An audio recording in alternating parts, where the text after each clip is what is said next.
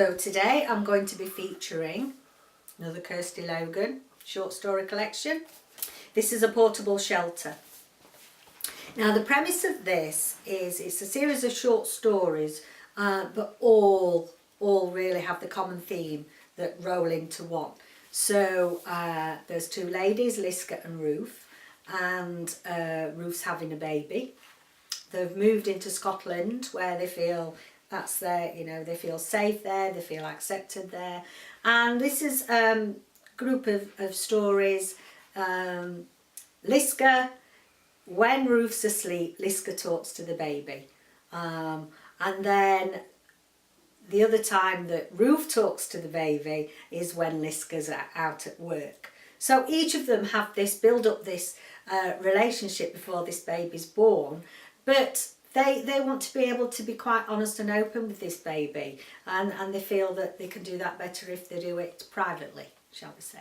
So today I'm just going to read, it's a short excerpt, but I hope it gives you a bit of a feel for this book. And this is one of the stories from Liska. She's talking to the baby. Listen, you're getting big now, almost big enough for the world. And I can see that you're restless, never letting your mama be at peace. But now I want you to let her sleep and listen to me. Push past the sounds of your mama's body, her slow thudding heart, the swoop of her lungs. Do you hear how the night gulls wheel above us? Do you hear them shrieking their lullabies? It's rancid and raucous, I know, but that is simply their voice, and we can only ever speak in the voice we're given. For a long time after I left Norway, I felt that my voice wasn't right. It marked me out as different, when all I wanted was to fit in. I said nothing at all for such a long time. Then one day I met your mama, and I realised I had something to say, and more importantly, someone I wanted to say it to. Now I talk for a living, but I save all my best words for her.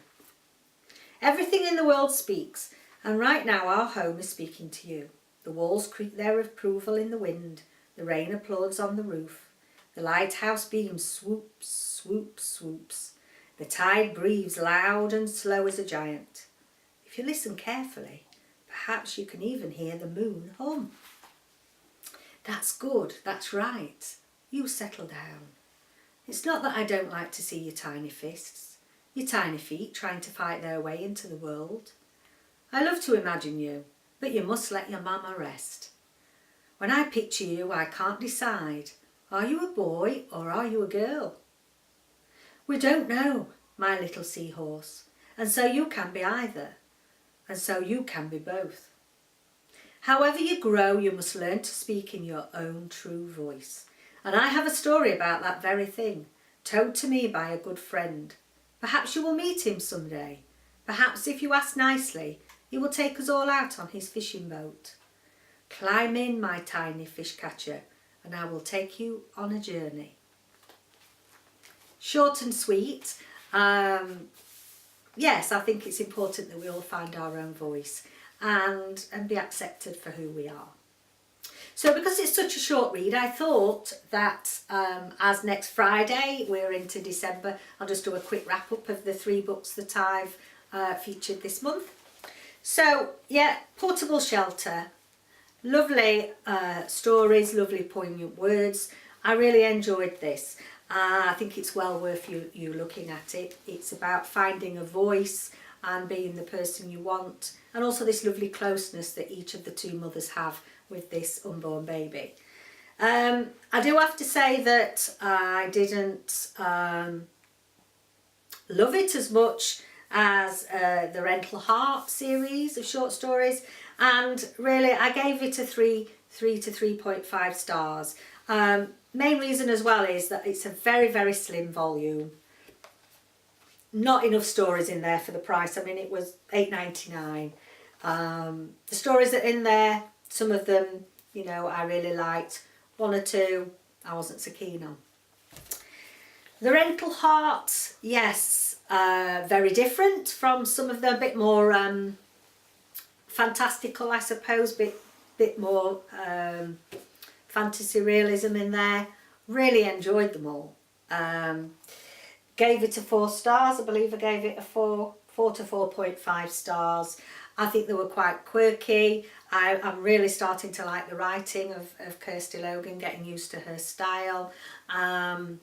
Especially liked The Rental Heart, which is the story of the title, and the one that I read out to you about the origami.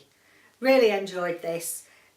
Knocked a little bit of a, I would have given it a 5 stars again had it been a thicker volume, more in there. You know, it was £10. Yeah, probably it's me being a Yorkshire woman, eh? We like to get value for our money. Value in the words and the stuff that was written in there, but I would have liked more. And then finally, A Country of Refuge. Now, it's not an easy read at times. In fact, there's 1 or 2 stories in here I found quite harrowing and quite disturbing, you know. And I'm used to, as a nurse, I've come across, in 30 odd years of career, I've come across some gruesome things, I've come across some difficult situations, some very emotional situations, but nothing quite prepared me for some of the things that's in here. I suppose they really, you know, brought a tear to my eye, quite heart-rendering. They're not all, although I've put it into my non-fiction November, they are not all pure non-fictional stories. Some of them have been represented by other artists. Other artists? Why am I onto art? Other authors. So there's a good mixture in there, but really get across to you about what it feels like to be a refugee. And the political arguments aside, and I know, you know, there's got to be properly organised, and you know, people have got to help where they can, all the countries. I'm not getting into the political backdrop of it all.